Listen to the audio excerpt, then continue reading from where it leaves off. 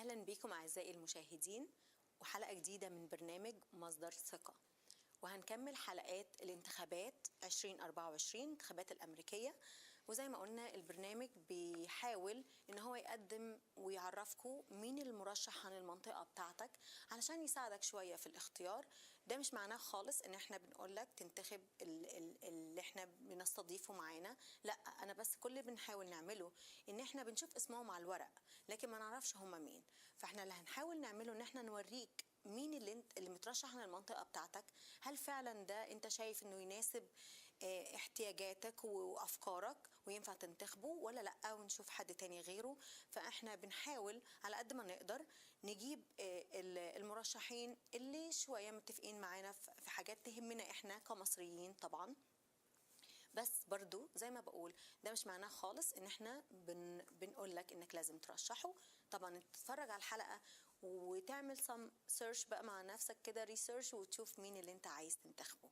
النهاردة هيكون معايا المرشح الجمهوري مايك كوسلو. Yes. and مايك هو مسؤول عن السيتيز اللي انا هقولها دلوقتي. لو انت ساكن في المناطق دي يبقى لازم تتفرج على الحلقة دي لان هو ده المرشح عن الكونجرس عن المنطقة بتاعتك. مايك مرشح نفسه عن كاماريلو، أوكسنارد، سانتا باولا، فيلمور، نيوبيري بارك، مور بارك، ساوزند أوكس، سيمي فالي، ويستليك فيليج، أجورا هيلز، كالاباساس. ودي اسمها الديستريكت 26 كاليفورنيا's 26 ديستريكت. فانت لو ساكن يعني لو انت ساكن في المناطق دي you have to watch us today. Okay. Welcome, Mike. Thank you for coming to the show. Thank you. It's a pleasure to be here today. Thank you for having me. Thank you. So our special guest today is Michael Koslow, a dedicated public servant and the Republican candidate for the U.S. House of Representatives in California's 26th district, right? Correct.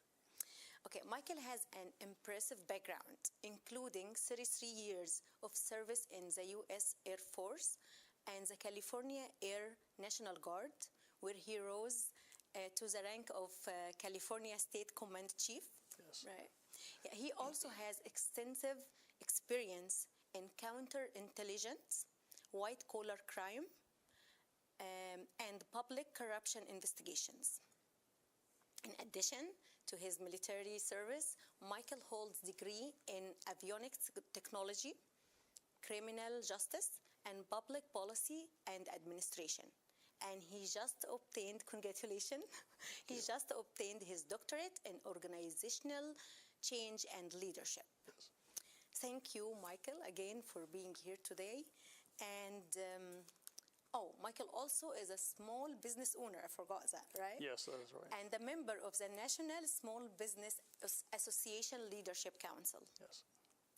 Today, we'll discuss his vision for the future and the issues that matters most to the residents of Ventura and Los Angeles counties and all the cities you are a candidate for. Welcome, Mike, and we'll start with if you can tell me a little bit about your background and why you decided to run to Congress. Well, and again, thank you for having me here today. When I started, it started when I was little. I think everything goes back to when you're a child and the informative processes that play on you when you're growing up. And my father was very entrepreneurial. He started he used to work in a pizza shop when I was very young, 5 or 6 years old, and then worked himself all the way up to the point where he owned a brokerage. Many times over, studied hard, wasn't a college graduate, but he was a very successful businessman. I learned from that, and I had a paper route.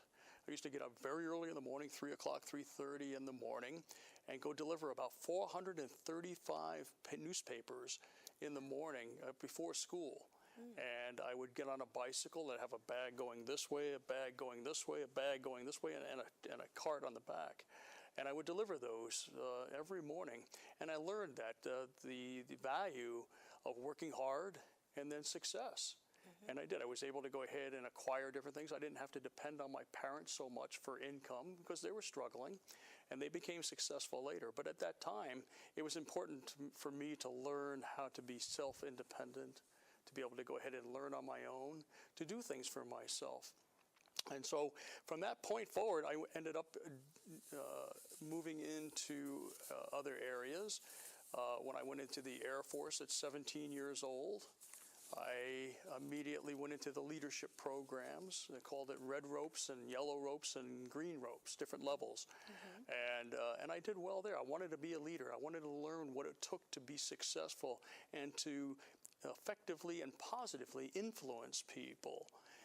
And so I started very early, and as I went up in grade over the years, I learned to appreciate people, be compassionate, but be very, very focused on the job and the mission and getting the job done effectively and efficiently. So I was in the Air Force for 33 years, overall in the active duty and the reserves and in the Air National Guard, where I finished up at, as you mentioned, the command chief, where I had responsibility for about 4,700 personnel throughout the state of California. 4,700. And 9 different units with different missions. And then I sat on the Enlisted Field Advisory Council back in Washington, D.C., where we had responsibility for about 104,000 men and women across the world, setting policy and standards and helping them out on morale, as well as programs that help them become better military members. So all that being said, it was quite a journey. Learned a lot, got to accomplish a lot, learned a lot of different things. Some people said, Mike, you can't hold a job very long. But it was because I was always wanted something challenging, something new, something to do different that would challenge me. So I had different kinds of positions and opportunities in the Air Force and took advantage of it. Concurrently, I left the Air Force, active duty, when I went into the reserves and stayed in the military, but also went into the civil service. Where I became an agent with the Air Force Office of Special Investigations and worked a myriad of different types of law enforcement as well as counterintelligence types of work overseas. Interesting. It was fascinating for a young mid 20-year-old. And I went into my 30s doing that. And then I had to settle down and went into white-collar crime and involved in fraud investigations and did that as a civilian working with the Air Force Office of Special Investigations, and then transitioned, had an opportunity after I acquired my bachelor's degree, went into the Department of Defense Inspector General's office, where I was detailed for probably about 7 or 8 years to the FBI and was able to work a myriad of different high-level crimes in Ventura, California, and in Los Angeles at 11,000 Wilshire, where the main field office is at, and did that for about 7 or 8 years. So in all that time, a lot of interesting cases, crimes that I was able to go ahead and help prosecute with the United States Attorney's Office down in the Central District in Los Angeles. And just it was a rewarding career. And I retired from the military in 2012, civil service in 2014, and went to work at the Anthem Incorporated as a Special Investigations Unit regional manager. Learned about healthcare fraud and a lot of interesting things there. And then opened up my own business after about 5 years, and successfully about the last 6 years, working in high-profile legal investigative support types of matters. Oh, that's amazing. And you're still going on. You still get educated, get degrees. That's interesting. I'm a voracious learner. I see. Okay. So, Mike, the first time I met you was at the Parental Rights event. Yes. Remember that day? Yeah. And you told me that it's an issue that you care deeply about. Can you tell us more about the parental rights and what's going on right now? Yes, it's a travesty what's happening in our state and in the world right now, is that we don't have the fundamental parameters that morality brings us as far as from a Judeo-Christian value system. Not to say that that's the wherewithal, but that establishes the fundamental parameters for right and wrong, and being courteous and considerate for other people and other individuals in other countries. So that all being said, parents have inalienable rights as far as I'm concerned. Yes. And it's up to the parents to go ahead and teach, educate, and provide that moral fabric and structure for their children. What's happening in our school systems now is intolerable. It's insane. Because we see the results in that the children are misguided. They don't know what to do, how to do it. We see the scores in mathematics and reading and writing at the 4th grade and the 8th grade level are atrocious. We rank, 46th or 47th as a state out of the 50 states and 3 territories. Wow. And as far as in proficiency in those areas, that's intolerable. Because we don't care about this anymore. I'm sorry? They don't care about this anymore. No, they don't. They want to teach them something else. Correct. Yeah. Correct. And the other thing that they're teaching them are a value system that is what we would consider fringe. And I really believe it's to each their own. If you want to go ahead and practice something that other people don't believe, it's tolerance, it's acceptance, but don't push it on other people and don't make them try to conform to your beliefs. Right. In other words, that's something when I was very young and I taught my children both the laws, the rules, the regulations, and the spiritualism associated with both Christianity and Judaism. Yes. Start with the 10 Commandments and the books of Judaism, and then move into those from the Gospels. Yes. So that way they had a full spectrum of understanding of what it was to be a moral individual from that perspective. And then they can make their own minds up, and they practice that to this day. But the parents have rights, and the parents are being exempted from exercising those rights. And it's a problem now because we see the children don't have the guidance, the direction, and the results to be good citizens, to be competitive in this society as well as internationally, and that's a problem. Yes. So what do you think about the current curriculums and educational approach to teaching children about their sexuality? And how do you believe this should be addressed moving forward? I think that's a parent's right, and that's something that a parent should be retained with the parents, to be able to teach them sexuality. Children are very susceptible to misinformation, and depending on how it's taught, only the parents are going to be able to go ahead and see and be able to adapt and explain to the children, their children, when it's the appropriate time, in conjunction with their religious beliefs, as well as their philosophical beliefs. All that being said, it should not be in the schools. They need to focus on core curriculum, math, English, reading, and writing, period. Yes, that's true.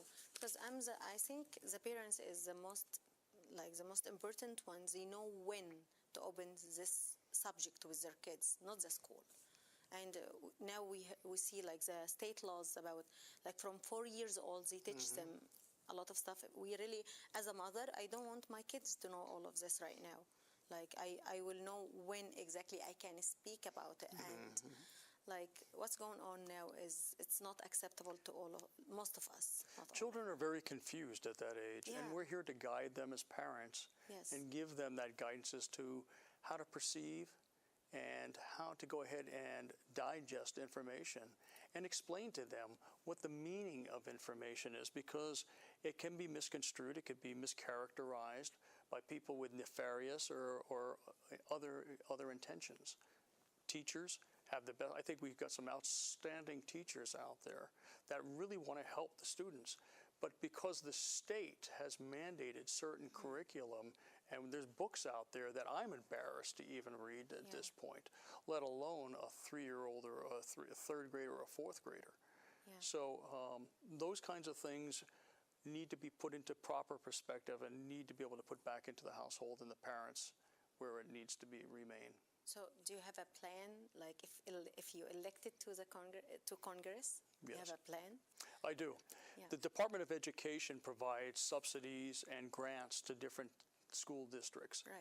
And the state provides guidance as it relates to the curriculum.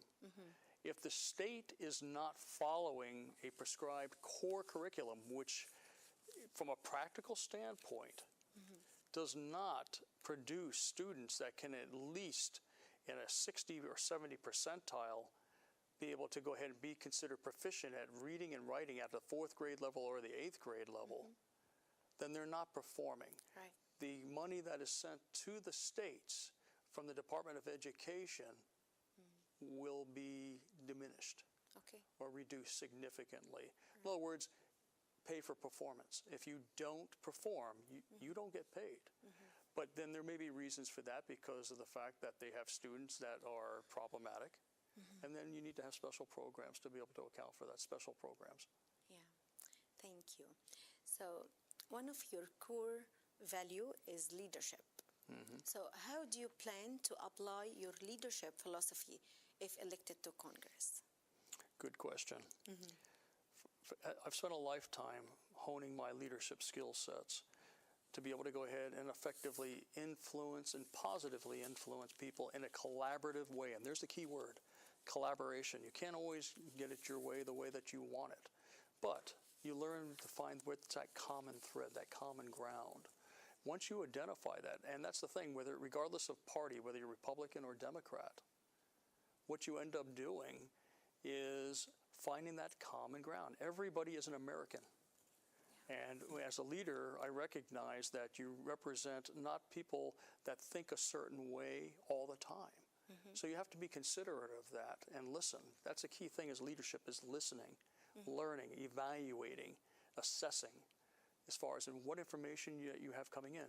What I plan on doing is once I get into Congress is to be able to go ahead and sit on the right committees and subcommittees, and they align with your expertise and your background, but that's going to be up to the speaker to go ahead and make that decision. But get in there and get a collaborative process going to where we can get things moving forward and we don't have this constant stagnation in Congress. Oh, cool. Okay, so can I ask you about immigration and what's your thought about that? Yeah, because we are, as a community, we all immigrants, and like, of course, like, we want to know, like, what do you think about immigration and what's going on right now from the wall and all of these things happened? Immigration is a significant problem countrywide. It's what I call the cascade effect. The cascade effect is that we have illegal immigration. We have 8 to 10 million people that have come across the border illegally, have been effectively invited into this country with no accountabilities. And that's a problem. I'll get back to that later with accountabilities. But you have people coming in that want a better way of life. And we're giving them asylum under the asylum laws to be able to go ahead and effectively do that. The problem is, it's actually threefold. When they come into this country, one, they've broken the law illegally. But we're complacent in that we're giving them a piece of paper saying you're to report almost a year or two later, in some cases more, to report to court for an adjudication hearing. They never show. Two, where do these people live? They go to the different communities. They're bused. They're flown in to different communities all over the country. It's not a border issue anymore. It's not, And that demands additional funding and resources that encumber the local communities, the counties, the states, to have to pay for all that. And that diminishes community services that you and I, as citizens of this country, have come to rely on and expect. Those things are diminishing. We're not seeing that anymore. Three, all that money and all those resources, education, medical services, food, all those things become Social Security benefit. Marginalized, correct. And as a result of that, the medical costs go up. Healthcare costs go up. Education, we don't have the ability, we have, instead of 23, which is the standard, was the standard, now we have 30 or 40 children in a classroom that are getting a substandard form of education. So immigration doesn't only affect, then we have what, almost 100,000 minors that are unaccounted for many times over that come in across the border. Are we a sex trafficker, a national sex trafficker? So there's a lot of issues there that come with immigration. From a policy perspective, we need to enforce the laws that are on the books and then revise them, refine them as needed. But you just don't open up the door and say, come on in. Okay, so that leads me to homelessness. Homelessness is an important issue in many parts of California, including your district.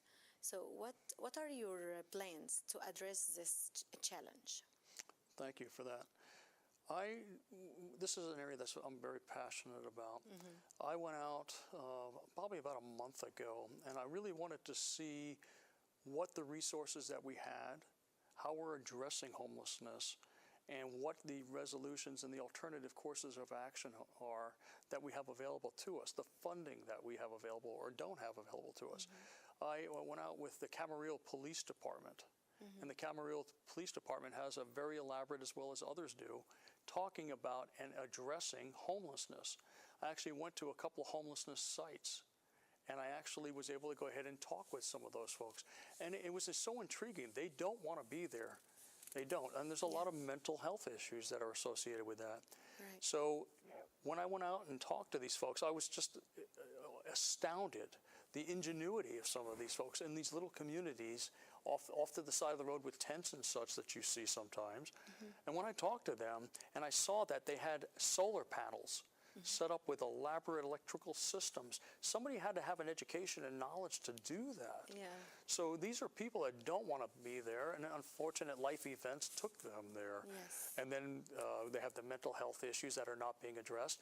But we have community services that one stop that I saw in Camarillo, and the Camarillo Police Department assisted me in identifying all this, that we have one stop which takes them through an entire process of finding the services that will benefit them, where they can go, who can help them, what are some of the funding. If they're veterans, they can be helped in that regard. So there are a lot of services out there, but policy-wise, we have these high-rises. We want to go from a ruralization to an urbanization and just make high-rises and put people into that. Right. And a lot of these people don't want to be in that situation and aren't prepared to be in that situation. So it's a transitional process. Get the mental health issues addressed from a policy perspective, then put them into temporary housing, but also concurrently provide them vocational training that gets them back in the job market again, prepares them to be good citizens, to be productive again, but do it in a way that is humane, that addresses those mental health issues that put them there possibly in the first place, as well as economic reasons that may have put them there, or a combination of the two.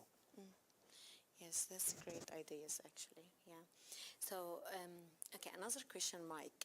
You have a diverse background in avionics technology, criminal justice, and public policy.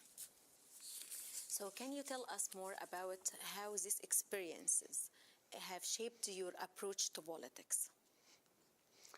Diversity, versatility, resilience. Those are the things that come to my mind when you talk about that. And they're progressive, they're compounded each time, talking about the willingness to learn.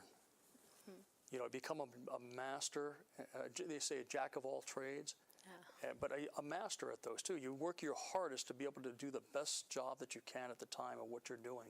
Learn as much as you can. Find the mentors that you have available to you and learn from them. Learn their mistakes as well, the things that you don't want, the pitfalls. And all of that experience and knowledge progressively over time and over the years is an additive effect. It's what I call your professional toolkit, is that you're able to go ahead and draw upon these experiences to effectuate positive change in a way that benefits others and the organization and the people at the same time, varying degrees of that, but you succeed, you keep moving forward and then refining the process as you go. And that's what all of that experience, knowledge, and competency and capability has brought me. Okay. So you have highlighted the importance of upholding American ideals and values. What specific policies do you plan to use to reinforce these ideals? First and foremost is the right to free speech. Every person has a right to free speech, but not to force it on others. And there's the distinction. Just because you disagree with me, we agree to disagree, as we used to say. but you don't try to force it on somebody else, try to shame them into believing that just because I don't believe or have the same ideals as you, that I'm a bad person. Is that whether you're, same thing from a party perspective, you have to work with Democrats, you have to work with Republicans, independents, and others that are out there. So you have to recognize that we're all Americans, and we all based it upon American idealism. And that's that we have the right to life, liberty, and the pursuit of happiness. Yes. So the other question I have for you today is transparency and accountability are key issues in your campaign. Can you discuss your approach to holding public officials accountable? I think first, one of the things that I saw, unfortunately, and we're seeing it today with a number of our politicians, that this thing called quid pro quo. You scratch my back, I scratch yours. Okay. And it's unacceptable. What's it called? What's that? What's that called again? You scratch my back, I scratch yours. Oh, quid okay. pro quo. Oh, okay. Okay, I get something, you get something. Yeah. And that's unacceptable. You have your basic core values and your personal integrity and your credibility. Without that, you have nothing. But some people have compromised that, and to the detriment of the American people and to the people in the state of California. And you can't do that. You cannot do that. And that's why it needs to have transparency. Always have transparency in everything that you do. Obviously, there's going to be classified information at times, and you can't divulge that. But really what it comes down to is maintain your value system and recognize that you're accountable for all your actions. You are held to a higher standard. Yeah, we hope our government likes it accountable for. So what's your plan to get them accountable for the country? Is to make sure that when they make a decision, that you get the optimum level of visibility as to why that decision was made. I remember Nancy Pelosi making the comment, well, you have to read it in order to be able to understand it and see it. I remember that very, very, very vividly. And that's basically not giving the American people and the California people credit for being intelligent and wanting to learn more and understand what it is you're making decisions on as a politician, as a lawmaker. And that's where the responsibility and accountability comes in, is that I see us as educators. We're here to educate the public in why we're making the decisions that we make. And we have to hold other lawmakers to that standard. Be transparent. Okay, so finally, what message do you have for the voter of California's 26th district? And again, thank you for this. Yeah. My message is very simple. One is we need a common sense approach to get back to the basic American values and the beliefs that have made this country great.